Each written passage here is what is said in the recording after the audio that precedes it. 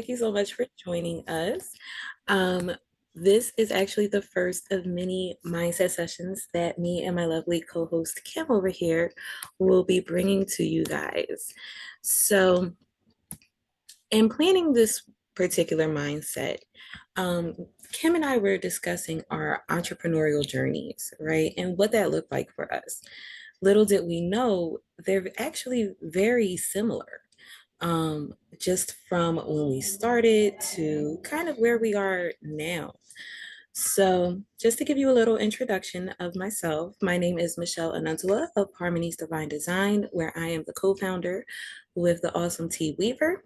There we focus on new and seasoned entrepreneurs achieving their goals. So we do this by providing one-on-one coaching as well as business coaching, online classes to teach you AI software, and also products that help you streamline your workflow. So that is what we do. And I want to go ahead and toss it over to Kim so she can introduce herself. Hey, good afternoon. My name is Kimberly James, and I'm the owner and creative director of Josie Made Full Service Event Planning and Josie Made Design, where we make custom apparel, event decor. We've got books, and we do craft workshops. And in short, my clients pay me to bring their vision to life. Love it. Love it. So, with those in the audience, I posed the question to you. What made you decide to start your own business? What was your aha moment? Anybody like to hop on a mic, or Kim, if you'd like to go? Hey, Dave.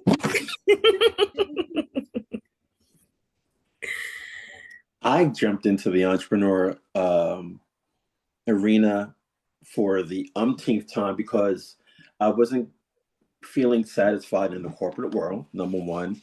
Number two, I had a calling.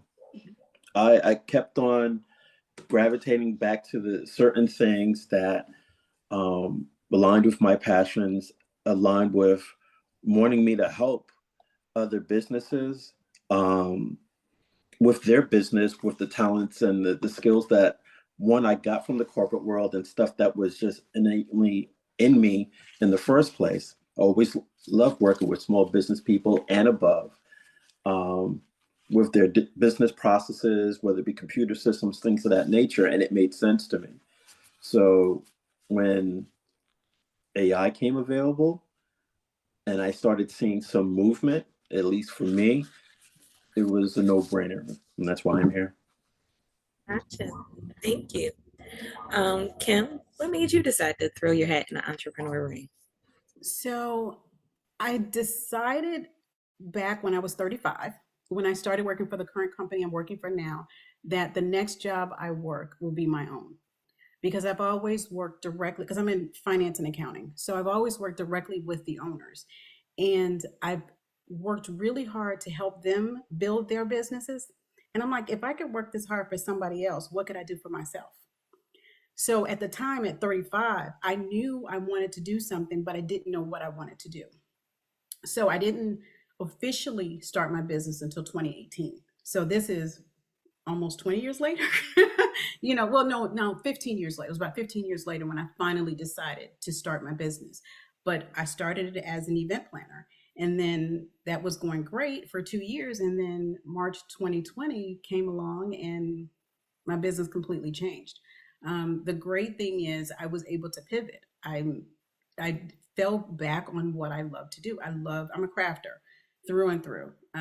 So whatever craft you can name, I've probably done it at least once. If I don't like it, I'm not doing it again. But I like to try different things. So that was kind of the start for me, working for someone else. And it's really hard to work for people that you're smarter than. That is a struggle. And that's what, that was kind of the push for me. Just wanting, if I can do it for somebody else, what can I do for myself? Gotcha. For me, it was pretty much the same. I was at a job that I was doing really well at. And management had changed. So of course that means that your environment and your atmosphere, all of that had changed as well. And it had got to a point where I just felt that there was something more inside of me. Like there was just it kind of felt like I was wasting my time almost. And I hate to say it like that, but that's how it felt. That You know, pull. yes, and I can very much understand where you're coming from of being, working in an environment where you are, the smart one in the room, right? Because I was the trainer. So I literally taught everybody how to do their job. Mhm. And it was in a sense where it was challenging at first, but then it became a bit redundant. And then, of course, at the time, I had little ones. So it was like, I want to be mom. Like, I want to be able to still provide for my family, but our kids are only kids once. And I don't want to miss it type of thing. I was blessed to have a stay-at-home mom growing up. So I know what that looks like and how important and how much I'm appreciative of it. So in 2018, my husband and I, we started a real estate business. We were investing in real estate, and we were doing pretty well. Things were moving forward. And then, of course, 2020 hit and everything shut down. So when nothing was moving, you had to figure out how to pivot. And it was one of those things. What did that pivot look like? I had no idea, no clue. Um, Coming from the previous jobs and things that I had been through, it was like, I know I just don't want to do the corporate thing again. Like it really took a lot from my spirit to perform these tasks and be around these people all day long. And with time, uh, God revealed it to me. My mom was actually the one that started following Misha, and she was telling me like, "Hey, you should listen, and you should." I'm like, "Yeah, one of those things." Like, "Okay, mom, I'll get to it." Um, and then it was a mind that said that she held that really just kind of knocked on me and challenged me, like, "What are you doing with yourself?" So I knew what I wanted, but I also had to realize I had to be accountable for myself in taking the actions needed for me to get there.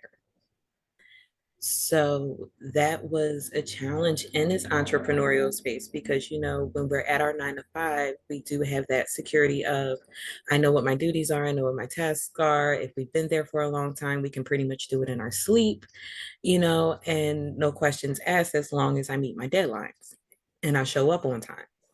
People gonna leave me alone. Now, when you pivot that into an entrepreneurial space, you don't have a manager to report to. You're the manager, your customer service, you're now all these titles that you didn't hold before. Mhm. And when you take that on, it's a lot and it's a challenge. So, in this entrepreneurial space, I would pose the question to you guys. How do you give yourself grace in this space? Anybody want to try that one? Lena in the chat, she said that what led her here is being utterly and completely tired of corporate office politics, toxic work environments, and wanting multiple streams of income. I get And she that. also said, "I don't want to be the smartest in the room." Yeah, that sounds I get good. that too. I get that too. I want to be in a space where I can continue to learn and grow Hmm. at, Yeah. at all times. It's good to have those challenges. Hmm. But I still pose that question, Kim. Would you want to give a crack at it? What was the question again? How do you Kim, give sometimes. yourself grace in this entrepreneurial space? You know what? I'm learning how to do that now. It's taken a while because you want to do everything perfect and you want to make sure that everything is right. And sometimes you just have to do it. And this is one thing I learned from Misha, do it and then you can always revise it later. She goes, they didn't come out with the iPhone 1 and stop. No, they came out with a 2. Now they're at, 15, and they will be coming out with a 16 soon. So, do it to the best of your ability, but then you have to move on, because if not, you stay stagnant. And for me, a big thing is, kind of stepping outside of my comfort zone, joining AI Fusion. When Linda, put out the message, and I'm like, I looked at it and I'm like, and then I went back to the post and I'm like, okay, you know what, let me just go ahead and respond. So it's me stepping out and allowing myself to make mistakes, and it's okay. Um, Not taking on too much, just kind of allowing myself um, to have flaws and be okay with it. And that's big for me, because I want everything to be right, everything to be perfect. So that's how I'm giving myself grace. Just saying, you know what? And I know I can't do everything anymore. It's hard working, because I still work full time, working a full time job, and running a business and managing my house. It's a lot. It's a lot. And I'm learning that I don't have to be Superwoman. So I ask for help now. Whereas, the first couple of years of my business, I got it. Nope, don't touch it. Nope, I got it. Now, yes, I need your help. Yes, can you do this? So it's allowing the people that are in my corner to assist me.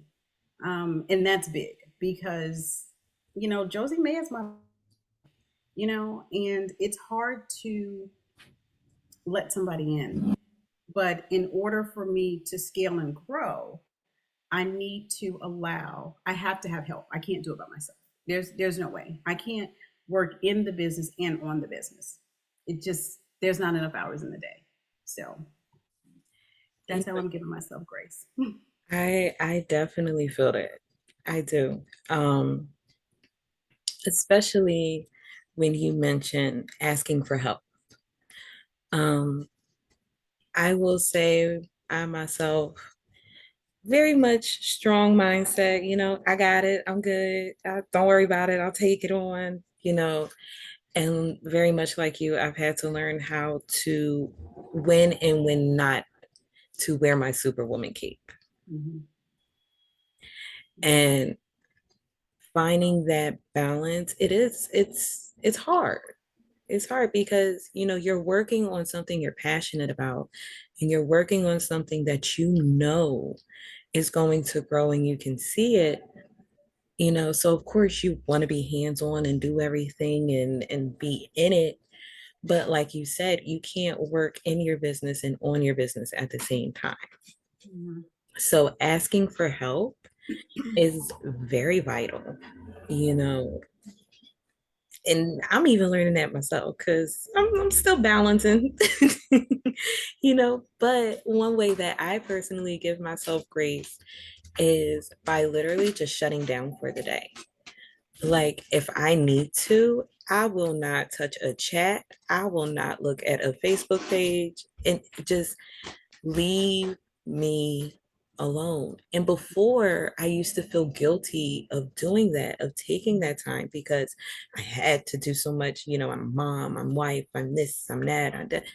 But now it's like, no, just leave me alone. Mhm. I don't want you to call my name, you know. And by me being able to admit to myself that, yes, I do need that time, I do need that space to just recharge and reboot myself, instead of fulfilling, the mom guilt, I now feel the mom success because I'm making sure I'm in the proper mindset to be able to handle my responsibilities and my family now, because I'm giving myself that space in that grace, whether it be on a professional setting or whether it be in my personal life. It's like if I gotta put a flag on a play, listen, I'm tossing it up. That's it. Time out. and and that's really important. I learned that when my son was probably 1. My mother looked at me and she said, "You don't look like yourself." And I'm like, it's hard because I want to make sure he's good. No, no, no. You see these young mothers and they have these kids, and they look great, but the kids look terrible. And she was just like, "But you look terrible." She was like, "You don't look like my." And it took for her to say that to me to realize that, yeah, I was pouring more into everybody else instead of myself. So I started taking sabbaticals when my son was about a year and a half. It would be only a weekend. My grandmother didn't want to fly, so we would drive her to Connecticut. And just that break, even though I was on the road, just that break away from my family allowed me to relax. It allowed me just time so that I wasn't dependent on anybody. No one was depending on me. And when I came back, and my husband goes, those sabbaticals are working. And so whenever I would, be really stressed, and he's just like, is it time for a sabbatical? So, I did it here. I would take the weekend just for myself. And that allowed me to up so that I can continue to pour into everybody else, which is hard because women, Black women especially, we are so much to so many people and we're constantly pouring and we never get our cup refilled. So it's really important to kind of take that time if you can. I know that everybody doesn't have that luxury, but even if it's just an afternoon, a walk around the block, just some time for yourself, a bath, just whatever you can do to recharge your own battery. I'm a proponent of it. I mean, it worked for me. It really worked for me. Yeah, I love that, taking a sabbatical, because Lord knows I will pack my bags real quick. Love y'all. Gotta go. It But worked you for know me. what? It's so important because I think the first time I took a sabbatical, so to speak, was actually for a coworker's wedding. I had flew down to DR, and this was my very first time just being by myself. Like Mhm. every time I traveled, it was with family. So I had either, my kids with me or other family members or so forth. It was always with someone. Mhm. And I remember I had got checked into the hotel and I had walked down to like this outdoor like lobby area basically. I sat down, I took a breath, and I part of me automatically went into waiting mode because I'm always waiting for someone to finish up doing what they're doing to come on down. And then I just heard like the little voice in my head, like, girl, what are you doing? Get up. You ain't gotta wait for nobody. You are by yourself. So I said, oh, okay. So I went to my room, I had freshened up and everything. And I had went down to the bar and I was just sitting there and I was just like, wow, nobody has called my name in like in 15 minutes. And it felt so good. It was one of those things like, of course, I love my family dearly, but we do need those moments of being able to just step away Yeah. and recalibrate, and for order for us to effectively show. That's what we have to do. So if anyone Monster truck. you gotta love it, right? You gotta love it. I have NASCAR right on outside my door. This is the beauty of living in a city. Um, but does anybody in the audience have any questions or would they like to add anything to the conversation? I'm gonna hop off the mic because y'all hear I got a whole bunch of stuff going on. Nobody?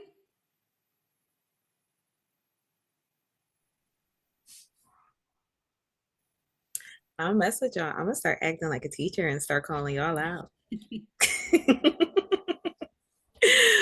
But no. So I will ask this question in regards to you guys. So since starting your entrepreneurial journey, what has been your own personal biggest win?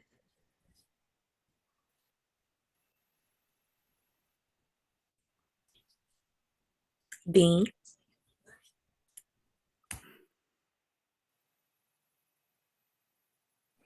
My my biggest personal win is, believe it or not, being a little bit more visible.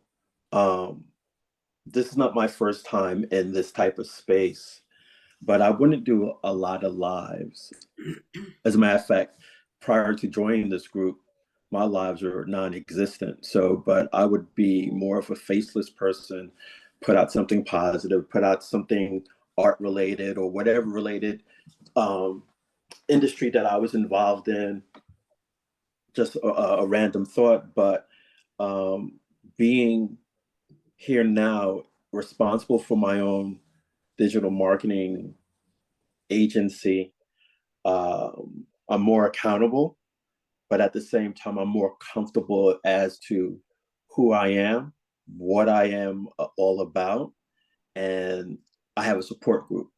That's the biggest thing for me. If I didn't have that, I wouldn't have progressed this far. And this, where I am presently, is a far cry from what I would have normally have done.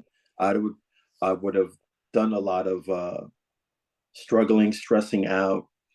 As a matter of fact, the stuff that we've done so far, I couldn't have done it on my own. There's no way, no how. I'd have been knee deep in YouTube videos, whole bunch of different websites, just taking on a lot of knowledge and being a lot more confused, a lot more stressed out, trying to figure out deadlines or how to even get a deadline because, get things started. So the biggest win is essentially stepping out with support. That's it for me. That's awesome. I like that, Dean, stepping out with support. And this group right here, whew, we get a lot of support in this group.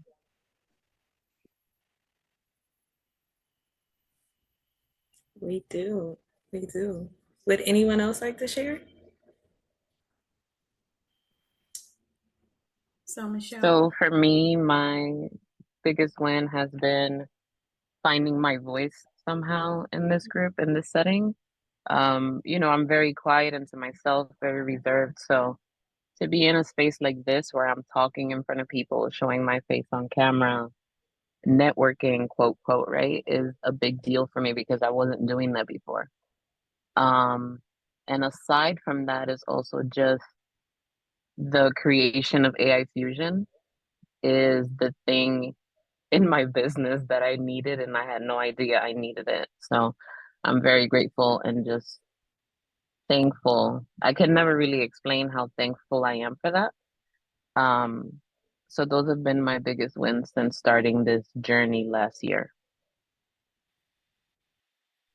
That's awesome, Lena. Thank you. Kim, you were about to say something? Oh no, I was going to pose the question to you. Oh. My biggest win.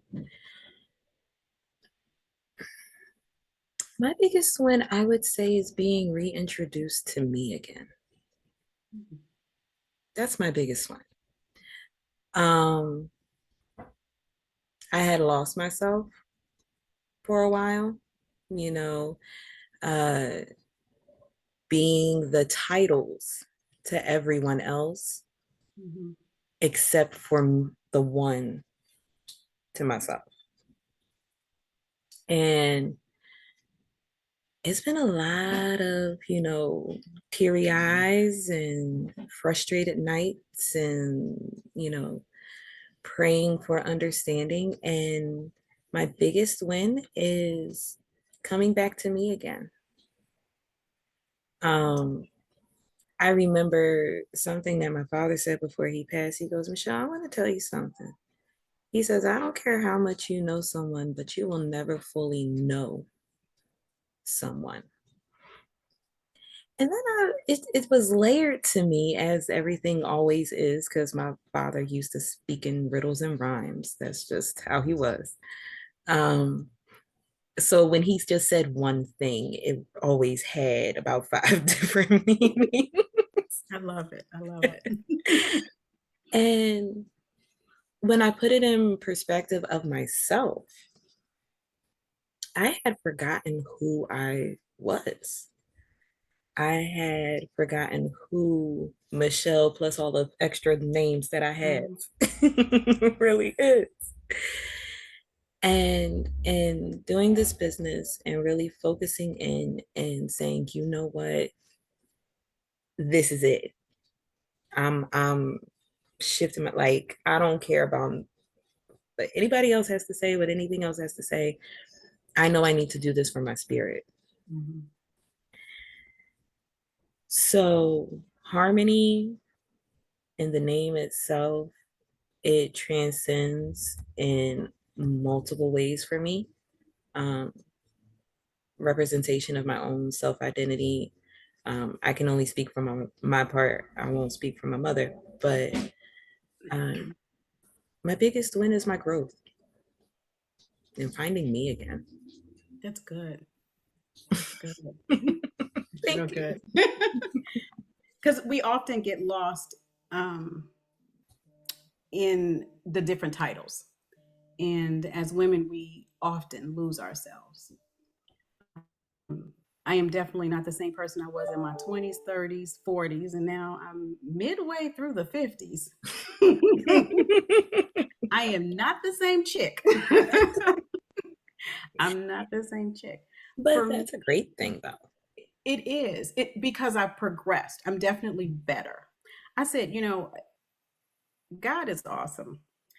Um, if I had the body in my 20s and the experience I have in my 50s, he don't give you everything at one time. You Something else. definitely have to pick and choose. Like he know better. He knows better. But for me, the biggest win is allowing him to steer my path. Absolutely. I am an A personality. I want to know what's going to happen 10 steps ahead. This year, I decided to just go with the flow and say, okay, direct my path. And it's opened doors. It's changed the way I do things. It's changed my perspective on a lot of different things. I'm still like trying to see what's ahead. I don't know, but I'm just trusting. And that for me that's the biggest win. How many of us in here, just put a one in the chat, are type A? You know, have to have things a certain way. Just because I know Kim isn't the only one, because I'm gonna raise my hand. When it comes to certain things, you need it done a certain way in order to operate, in order to think, and being a type A, it's not a bad thing, but a little, just like with anything else, too much of it can be a little something, something. So, um, it's okay. It's okay. And Kim, that's really big for you, like you said, to learn to go with the flow. Yeah. I know it's hard, you know, especially if you're someone, because I come from a long line of control freaks. Like, it just is what it is. And when you are raised around a lot of those personalities at times, it's overwhelming. Um, so I kind of had to learn on the fly the go with the flow type of motto of life. Because I realized really young that I can't control everything. And sometimes I don't need to know everything. And I'm okay with it. Because another thing I've learned, if it's meant for me to know, God has a way of bringing it right to the front of me. I can't deny it. So I'm like, oh, okay, message received. Um, but yeah, it's great that you're learning that. I think It's that a struggle. it'll definitely keep evolving. Yeah. I know for me, my son always tells me, and your kids have a way of grounding you because I believe that they have a different perspective of who you are Mhm. and they can see things in you that you can't see in yourself. So I know my son will always grab me because I plan all the events that we do. And like family reunions was one. And people weren't doing what I needed them to do when I needed them to do it. And he could tell that I was getting anxiety. And he just grabbed me. He's like, Mom, live in the moment. He's just like, stop, just enjoy the moment. He was just like, it doesn't matter that we're not going to be here at this exact time. Stop. So stop living your life on an agenda because I do. Everything is a list. Everything's an agenda. And if it's not on the list, it's not, nope, we're not doing that. So for him to see it in me made me realize, okay, maybe I'm really not living in the moment. And I had to kind of take a pause. So when stuff isn't going how I planned it, it's going the way it's supposed to go. And that's kind of releasing that control, which is hard for me. But I'm learning how to do that. So That's awesome. And you know what, kids, they do have a way of pointing stuff out. Um, and like you said, they do see us in a way that we don't see ourselves. Because to us, we're just in our natural operating mindset. So, mommy has to cook, she has to clean, she has to make sure you guys are ready for school, she has to do this and this and this and that. And, we're going through it and we're operating. And so we don't realize that they're getting the automatic version of ourselves. mhm. The one that's accustomed to routine, the one that's accustomed to habit, to get things done and squared away. So when our children come, or even, just a loved one or a friend or whoever just comes and is like, excuse me, you there? You're here, but you're not here. Are you paying attention? And I think our kids see us as our authentic selves Yes. more than anybody, because I can be with my son different than I can be with my husband. Mm-hmm. My man is my man. He's not going to Mm-hmm. see everything. If I got a burp, I'm not burping in front of my, there's certain things, but with my son, I'm like, I'm me. That's it. I'm me. So, Mhm. they see us different. That's like, even, before my husband comes home, I'm going to look a certain way. Mhm. If my son comes over, I don't care. I'm not trying to impress you, but you're my man. You just see mommy in the kitchen. That's it. Exactly. I can remember, days when I'd be home and my husband was at work, and I would have on a house dress, hair wasn't done, but let 4 o'clock roll around, I'm going to get cute, taking the hair down. And he noticed that. So, he got to see me stripped down, just mom, just Mhm. who I was.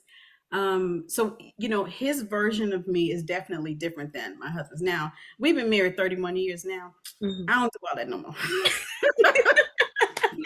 I don't do- Love but it. now you go, isn't it time to get your hair done? Yeah. Damn, that sounds so familiar. Our time was Like 3 o'clock. Michelle, like, yeah, You was yeah, because he will work 6:30 to 2:30. I'm like, Michelle, he'd be rolling in here in a minute. I'll I'm be like, like, all right. I be acting like I've been cooking all day long when he come in. I love it. So yes, that sounds very familiar when you were saying it, because mom would give me that look. Yeah, so your dad, I'm running upstairs now. Let me go get myself together. Or if she had to get like, mm-mm, Yep. 'cause we ain't want you coming in the house. Y'all ain't do that all day. What you been doing all day? No, no. We gonna make it look like we've been busy for a long time. Exactly. Even if it was for the last 20 minutes of the day. But though, you know what, as you said, the relationships, they are different, between our children and our spouse, and even even in this setting, right? We have people that are entrepreneur besties that can pretty much know us like the back of our hand. I might have a little visitor behind me. But but either way, we need those relationships, because it does help us grow in our journey and in our path. It helps us be accountable for things. Kim was accountable in regards to her home life, and now we're in AI Fusion, and we hold each other accountable for each other's progress and how we work together, which is so beneficial. So when it I'm sorry, Kim, can you take over? I got a little one. Sure. Anybody else?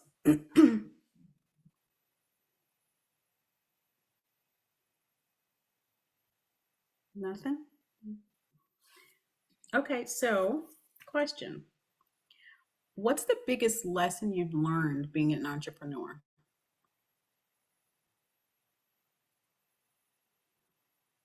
For me, it's hard. This is a lot harder than I ever thought, um, because I care so much about it. It's my business is my baby. So that is the biggest struggle. It's a lot harder than I knew it would be, um, but I wouldn't change it. I definitely wouldn't change it.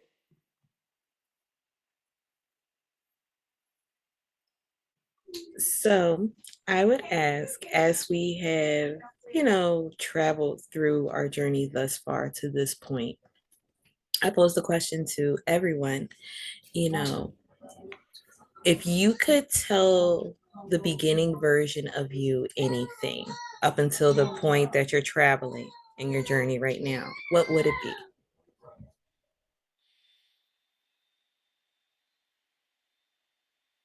For me, you can't do everything.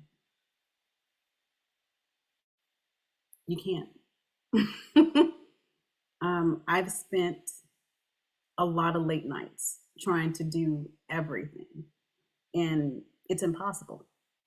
There is no way you can scale and grow a business being a solopreneur.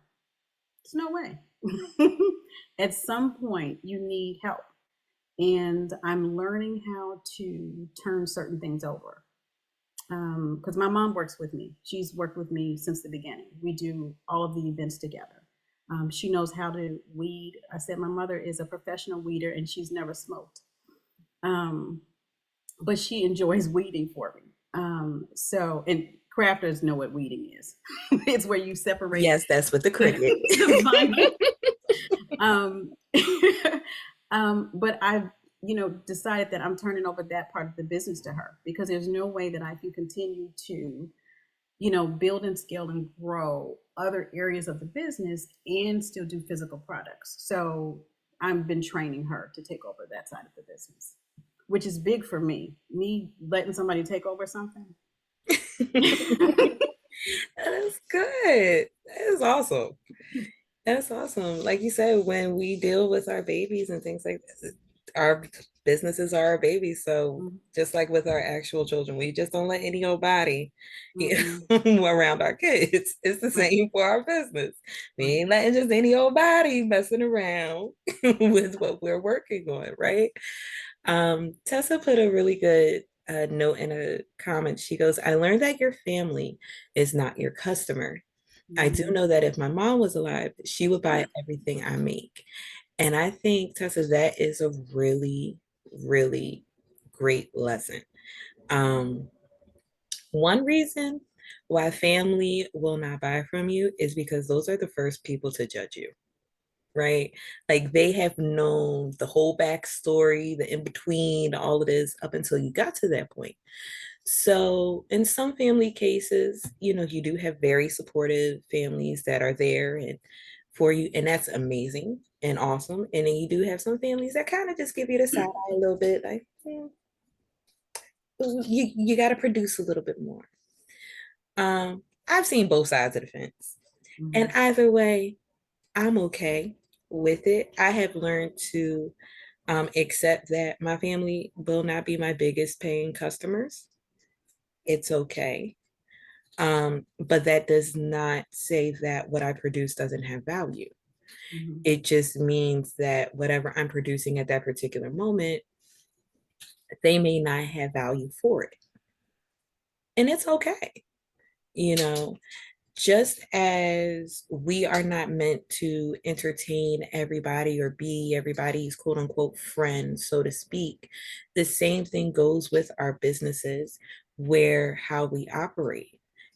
Sometimes our customer base are people that we least expect. Mhm. And especially if you have something like an Etsy store or something like that, you'll see more customers from different parts coming in purchasing your products than you would if you gave your best friend your link. Now, I'm not saying they wouldn't support, but they're limited, or they would be limited. And it's okay. It's okay to acknowledge people where they are and be comfortable with that. Because what that shows is you're comfortable in yourself with your own personal growth. Like, okay, well, this may not be for you, and that's fine. I'll, I would just keep it pushing because I know someone else out here is going to need it. It's no disrespect, it's just business. And that part is hard too, because the people that you expect to support you sometimes don't support you. And I've learned to accept people for who they are, where they are. I can't want you to want things more than I want it for you. And and that's in just life in general. I mean, I can promote my business and people not, even family, not not like it, not they see it. And you have to be okay with that. And I realized that, my surrounding, and I've grown my business word of mouth for the last 5 years. I haven't had to promote my business, but that's at the hobby level. If I want to scale and grow my business, I need to get out in front of more people. People have to know you, like you, and trust you before they spend a dime with you. And my little circle has kept my business. I mean, it's kept my business afloat. I've been profitable, but my little 300 people, that's not enough in order to take my business to the level that I want it to go. So that's why, you have to be open to putting yourself out there, which is hard because not only am I type A personality, I'm also an introvert.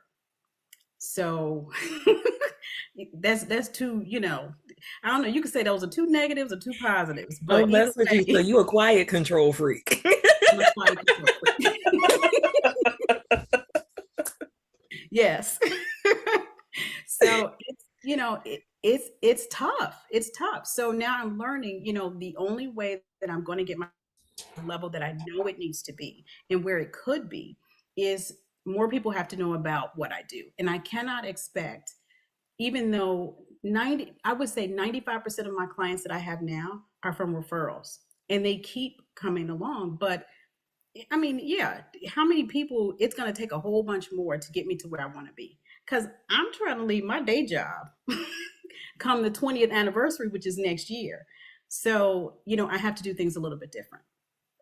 And I have to be okay with family not understanding and not getting it. Because a lot of times, the one great thing I have to say about our group is we are all entrepreneurs and we're all like minded. Even we may be at different areas and different states of our business, but we all have a common goal, and that's to scale and grow our business. And entrepreneurs understand entrepreneurs. Other people don't get it. As supportive as my husband is, he don't get it. He will support me to a certain extent, but then he wants me to be with him all weekend long. And I'm sitting there like, I need to be doing X, Y, and Z, not binge watching a show. And he doesn't get that, if I said, hey, I need to go do X, Y, and Z, oh, you're on another call. So that's why, when my husband comes home, I stop everything. And then he gets in bed by 8. So then I come down and work again. So I figured out how to work with that schedule. But you know what? And that's so important because what you're showing is balance, and that I think is so hard as an entrepreneur because, again, we don't go by the 9 to 5 work schedule. That does not exist for us. We are the ones that are saying good morning to the sun before we actually go to sleep. And when, like you said, entrepreneurs understand entrepreneurs, and that's pretty much with any group type, right? So if you were to stick me in a group full of football players, okay, I get the concept, but I don't know what it's like to be tackled on the field. I can't give you that in-depth Mm-hmm. view of it. I could just skim it for you. So when it comes to our families and, our support systems, they can only support you to a certain extent. They support you to their understanding. Mhm. And that goes back to saying you acknowledge people for where they're at, and it's okay. But I will say in this entrepreneurial space, if I was to speak to the very beginning version of me, it would be to speak up more and get out of my comfort zone. Um, very much an introvert, clammed up, just didn't want to talk. I would just look and I'm like, well, Michelle, you can't grow by just watching. You have to put in the work, you have to put in the action plan because I will tell y'all, I'm a professional student. I love to learn. I have been in school all my life. Okay. So learning is something easy to me. But when it came to the applying part, I could apply it, but then another challenge would come up, which was consistency. And the reason that I was having the challenges with consistency was because I wasn't holding myself accountable for sticking to what I needed to do. So, in the beginning stages of becoming an entrepreneur, it was a challenge for me because I'm like, okay, yes, I have all these personal responsibilities, but I also have these ones as well. And I know nobody's going to yell at me if I don't finish the ones that I have for myself. I might feel some type of way, but I know ain't nobody going to fuss at me. So I'm going to go ahead and do what's physical, what's there, what's actionable in that moment. And I had to stop myself from doing that because it's like you have to find that time to commit to what it is you want to do. And if you are creating a business or running a business, you have to commit yourself to it. And like you said, some people just aren't going to understand it. And so they're not going to understand why, you're on a Zoom at 7 o'clock at night when y'all new episode just came on. It's okay. So that's why they have earbuds and you sneak that Zoom in your pocket, put it on your phone and tune in. But you're still getting that balance. Just maybe put one earbud in instead of for two, you know? But you gotta find ways to make it work. You just said two C words that are like F words: commitment and consistency. Those two are big. Um, I know I struggle with. I'm not. I don't have an issue with commitment because if I say I'm going to do something, I'm going to do it. But the consistency part of it, because as much as I try to stay in my own lane, you get on Facebook and you see a new craft, and like I said, I'm a crafter at heart. Then I'm like, ooh. I learned the term rabbit hole recently, and I've been in there a couple of times. But it's that where and because you are the only person in your business working, you can't get stuck in a rabbit hole because something else isn't going to get done. But what I've learned to try to do is if it's something that's going to benefit my business today, then I need to learn today to implement it.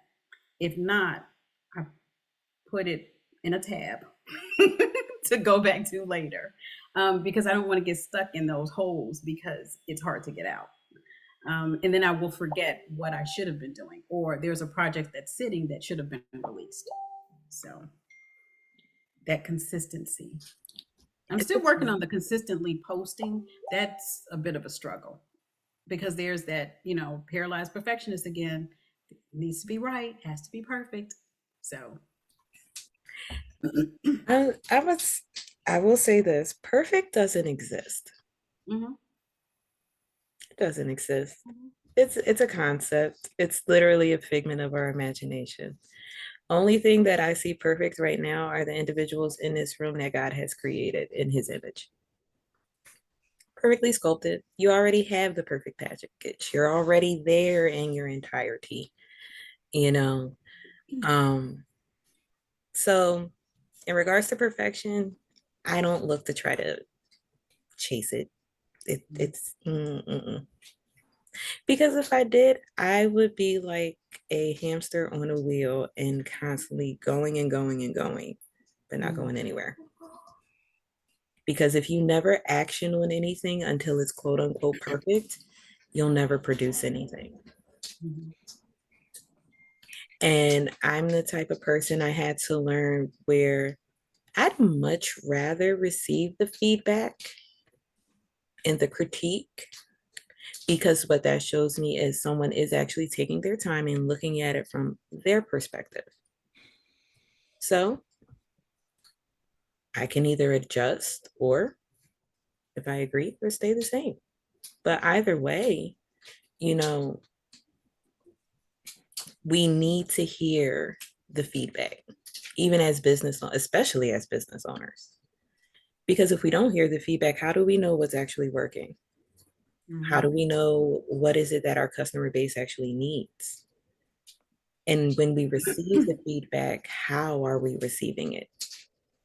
You know, sometimes we let our emotions get in the way, and some feedback can feel a little personal. That may not be the intention of it, but that goes to show that might be an area where you personally have to work on within yourself. So I will say, being an entrepreneur, it is not for the faint of heart. You are constantly being challenged about yourself each and every day. You know, you're going to face challenges that a 9 to 5 at times won't provide you to face, because either you're going to report into work or you're not. With your business, it's the same way. Are you going to show up or are you not? It's a reflection. Your business is a reflection of your dedication to your dream.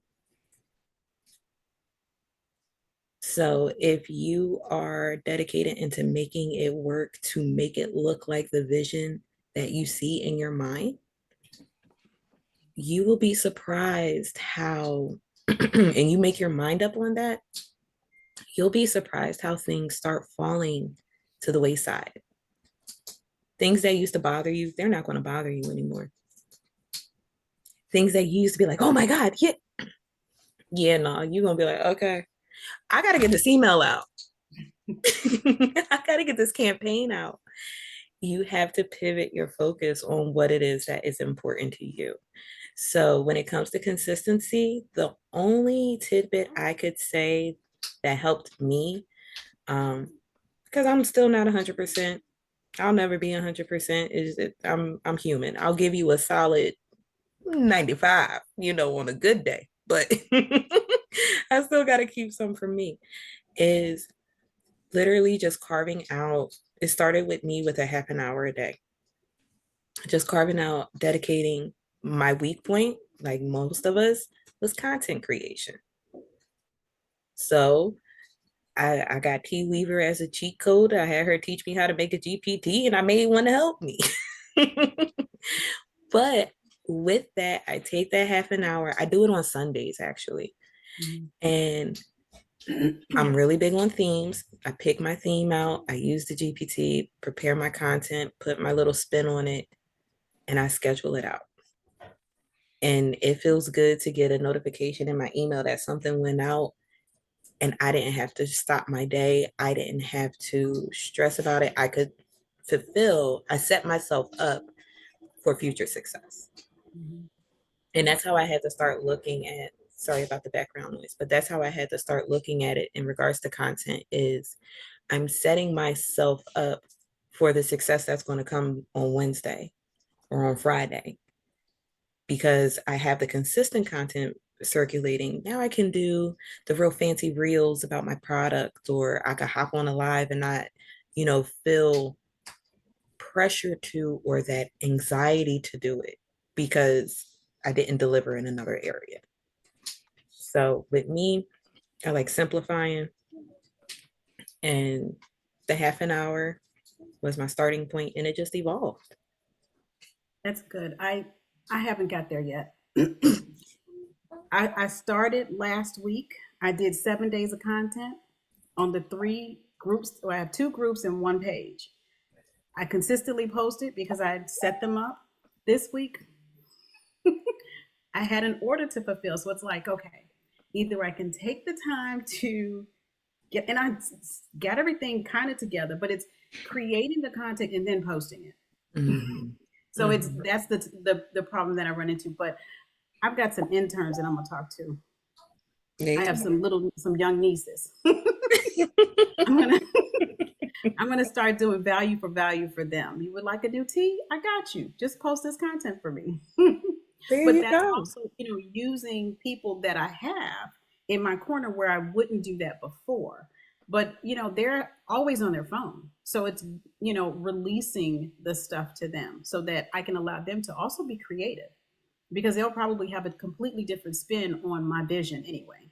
Yep. So That's really interesting that you're saying that because I have a client that I'm signing up tonight who has a fitness business. I've known him for years, and he's got four girls, and the youngest, I think, is 12, and the oldest is 24.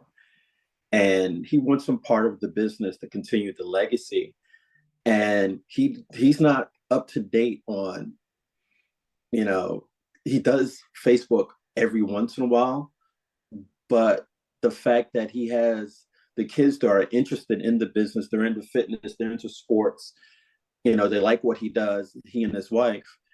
And it just came out of the blue. It's like, I need them part of your team to do the cap cut, the TikTok post and stuff like that, because they were on them.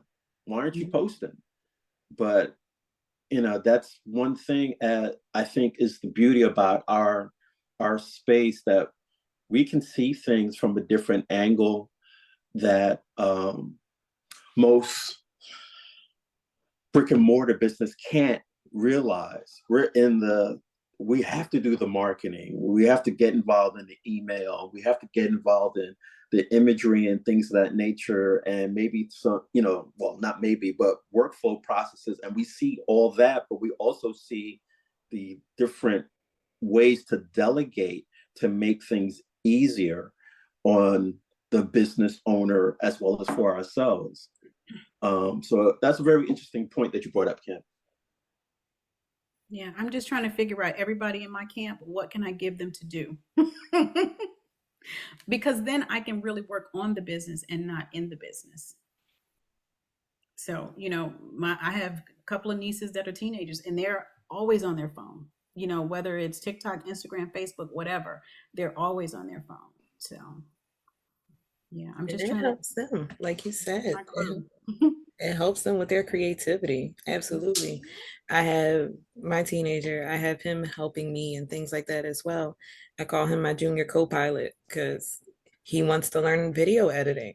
So when it comes to, my class replays and things like that, okay, we're going to sit down in Canva and we're going to go over how to work that and do that. Um, and it excites him because he also gets to see exactly what it is that mommy's doing. He also gets to feel involved with the process. So when I sit there and say, hey, baby, this business is for mommy to leave behind for you, he has that sense of fulfillment and pride in it because he's like, oh, yeah, I remember when I used to make videos with mom when she first started. Or, she would tell me I had to do a class and I had to let the people in the room. Like, those are the things that really sticks out. And also you're delegating. And like you said, it provides you that opportunity to work on your business. Mhm. But it's always helpful and wonderful to see someone learn as Yeah. well. It's a Absolutely. win-win with that. I read an article yesterday, and they were saying that they're adding content creation into the curriculum for a college. I can't remember which college it was, but this is now something that they're going to start adding in. I mean, it's big. I mean, regardless of whoever you are, if you're on a social media platform, you're creating content. But it's so funny that, they're going to do it at a college level, but there are kids that have been doing it since they could get their hands on a phone. I mean, my daughter, she has Instagram page for her friends, her little friends and whatnot, but I'm one of her friends, and so is her mom. And every once in a while, I get something that comes across my page. I'm like, she did that in CapCut? Oh, hold on, come here. Just and so I, I I think to do content creation at college, my opinion, is you went too far. Mm-hmm. You could have started earlier. Mm-hmm. But I understand that they're trying to do it from a business means, but some of these kids are not even want to go to college. And they'll be like, look, I don't need college to do what I need, I do. You don't teach that in college. Mm-hmm. So they're behind the eight ball. And I have my feelings about college when it's to certain industries. You can't eliminate college. I don't see any way, shape, or form you can do that. But the dream that we were given was a lie. Go to school, get good grades, go to college, or go to a trade school and whatnot. But no one really saw what was coming, that technology was going to change things, add new jobs, take some away because they replaced it with something else. And you had to develop different skills.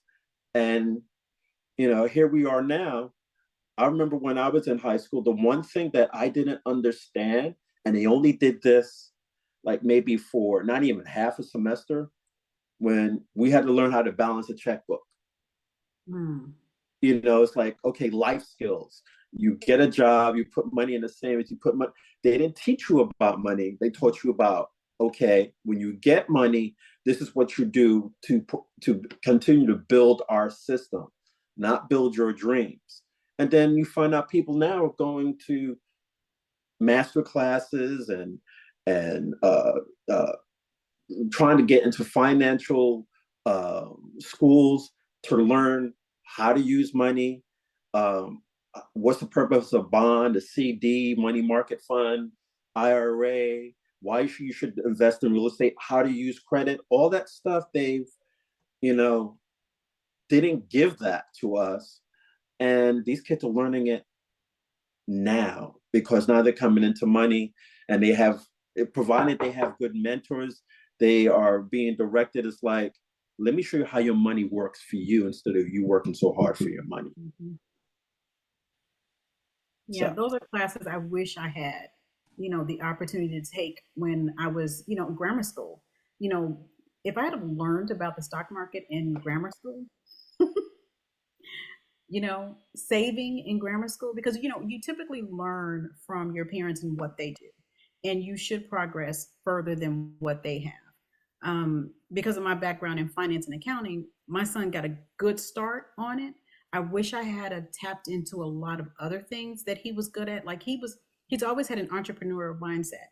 I wish I'd have tapped into that more then when he was growing up, you know, because I think he kind of lost it along the way because we wanted him to go to college, and he's just like, he believes that college is one of the biggest scams because he goes, you go, you spend all this money, and based on your degree, if it's not accounting, if it's not law, if it's not medicine, 9 times out of 10, you're not going to find a job in your field. So I really wish I had kind of tapped into his entrepreneurial mindset, back when he was still in high school, doing his little things. He started a couple different jobs, businesses when he was in high school. And I really wish I had have tapped into that then. So now I'm trying to get him to get back, to that point. But, he got a car note, he got a condo, he ain't trying to start all over from scratch, and he can't move back here. So it's in his back pocket. I will say this. There was a couple of points that stood out to me when you said that. One, you got to give yourself grace because where you were then compared to where you are now is a different mindset based on some realities that you've had to test out, some truths that we had to no, some facts that we had to determine are their truths.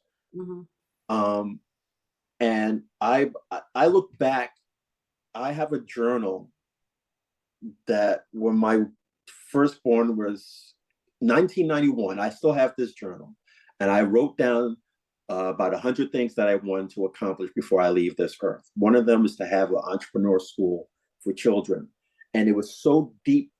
It resonated so deep in my spirit that the fact that I didn't learn this stuff in school because of how the system is set up.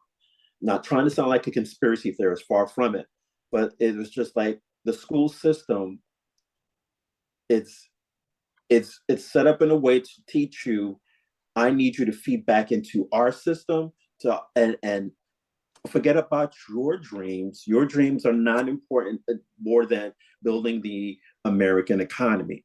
And that's just one way. But if you look at the statistic, and you could probably back that up, that the entrepreneurs are the ones that are feeding more money back into the American economy than the other industries that, you know, they've set up, that I need you to be in the factories, I need you to be in the retail stores and stuff like that. And then you hear all about, hey, you know what, you're employee of the month, you get a $25 Wawa card. I'm like, what? $25? But you know, that barely pays for anything else. But as far as entrepreneurism, that is not taught in the schools unless, I might be even wrong on this, but I would say charter schools, because they go by a different curriculum, and they try to teach outside of what the regular school system teaches, as far as how to think, how to look at, how to get different perspectives on how you should operate in life. Mm-hmm. And it usually introduces entrepreneurism. What is it that you really want to do with your life? And then they start steering you in that direction. Unless you say, you know what, I want to work in a retail store. I don't know what I want to do. I'll take a part-time job and I'll figure it out at that point. But now that we have this opportunity, we can still leave that legacy. It may not be with our son, but we might be our grandchildren, our nieces and nephews and stuff like that. Or maybe someone that is, you know, that we know, maybe through another family member or in our community, that we can raise up and help them understand why they feel so different, and why they kind of not bucking the system, but don't feel like they fit in the system to be just another cog in the wheel. Mm-hmm. But that was something that every time I started working, let's put it this way, the longest place I've ever, the longest time I've ever worked in corporate America is 8 years. And that was just recently. Prior to that, it was either a 3 to 5 year span. And it wasn't because I just want to get up and quit. It had nothing to do with that. It was completely opposite, that either these positions were being eliminated or it was a life choice. I had to move or something like that. Life happened. But 3 to 5 years, and then being involved in these major corporations, I saw a lot of stuff happen in behind the scenes that was just so aggravating, that made me want to become an entrepreneur. I says, you know what? You're telling me that the skills that let's just say you taught me all these skills to become a better person. And then for me to move up, you're telling me you're only going to give me 25 cents more an hour. But when you do your stockholders meeting and you're talking about the tens of thousands, the hundreds of thousands of profit that you're making, and that you're getting all these, you know, stipends and all this stuff based on everybody that's working for you, that sickened me. So to be where I am today, I'm glad I'm making the sacrifice, because I believe that I will have a bigger return, and then be able to influence other kids to do things, not even like me, but take that entrepreneurial path and be able to have a little bit more control of their life, and also have a better relationship with money. And that's the key. We weren't taught to have a relationship with money. It was taught that money's the, you know, the end all, the be all. You get that job and you make that money. Get that $100,000 job, but at the cost of your health, your time, your family. I'm sorry. What about my dreams? That's not part of the equation. So. You are so absolutely right, Dean. That's what they taught you. From school to college and nothing in between. And then, especially us, that message wasn't meant for us anyway. Oh no. So Because we they had were to, happy for us being on a lower pole, the lower level of the totem pole. While you know good and well you was in the same class with Jimmy, and you had an A, Jimmy had a D, but he was sitting up at the CEO office with his daddy. No, I don't think so. Yeah, I mean, we have to want to change the trajectory for our, our legacy for our kids. Um, and the only way to do that is through entrepreneurship, because in most corporations, we're in the dugout, or I'll say we're in the parking lot. They already on first base. And it's all about who you know, and not necessarily about how smart you are, because in order for us to be in those rooms, we have to be the best of the best. We can't be the kid who got the D. No, we have to have excelled at everything. um but we can change that by having our own, because then we can employ some of these people, we can train some of these kids coming up. Because all of the stuff that we're learning, in our group, this is some good stuff that we could really teach kids how to do. um I it is in my what do you call it, my business plan. Part of my business plan is to a portion of funds every year to create a school, that I can have for kids over the summertime. Because in Chicago last year, there were 40,000 kids who applied for summer jobs. There were only 20,000 available. 20,000. So that means 20,000 kids wanted to work but could not work. My thought is to create a system so that they can learn how to make t-shirts. Then they can continue to do it over the summertime, or as a summer job, or they can continue to do it. But now you've learned a skill that you can turn around and make money on your own time. Teach them how to design. So that's it. That's what I'd love to do. It's something I'm working on. But I definitely think that with the AI space, they don't even know how to design. They don't need to know how to design, in order to be able to create, income, legitimate income. Because our boys, they wind up doing other things because there isn't another outlet. And they've taken so many, classes and resources out of the school system, that kids used to be able to, hang on, my AC just kicked on and I do not want it on because I'm in the basement and it's already cold down here. Hang on, I'm sorry. But just to go with Kim, there are times where we, I feel this way. We have come to a point where when there was once no option, we are now that option for Mhm, our kids.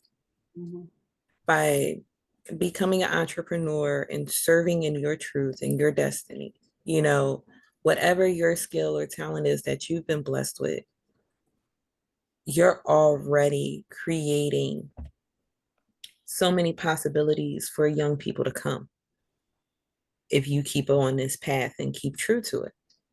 mhm, You know, one thing again that I've learned is taking action.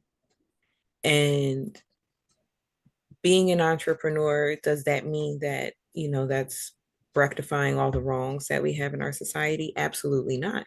mhm, Absolutely not. But what it does mean is I'm providing a chance that I didn't have. mhm, And by providing that opportunity, whether it's to my children or other family members or friends or other, children in the neighborhood, etc., I'm letting, I'm pouring love into them by letting them know, hey, listen, your skills, they matter. mhm, Your talents, they matter. If you are one of those young men that can draw an amazing anime character, you matter. If you play music by ear, no formal training. You matter. Because with formal training, who knows what symphonies or ballads you'll be able to create. Mhm. You know, so being in this space, being an entrepreneur, it's more than just the mindset of, I got to make this money, or I'm really good at hustling type of mentality. To me, being an entrepreneur, it's multi-layered. You know, you identify yourself and you identify uh, who you are in the process, but in doing so, as you evolve, your overflow is supposed to positively affect others as well. So this mindset, it's a part of an overflow. You know, when you see the consistent posts, that just comes from overflow, because where my intentions are, where you place your mind at, you'd be surprised what you can produce. You know, and that's on levels of our kids and just even on our day-to-day actions within our businesses. So that's my spiel. Does anybody have any questions or would like to add anything?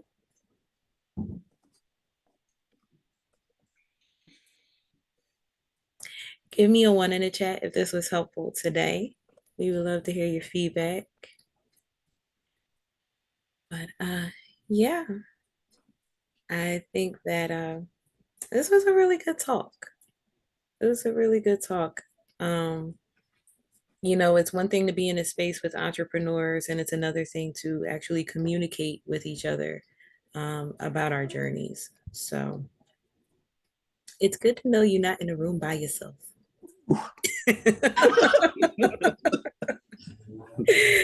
You know, is that's really the purpose of the mindset. It's like, you know, no, y'all not going crazy. This is all a part of the ebbs and the flows of entrepreneurship, you know, and this is part of our journey too.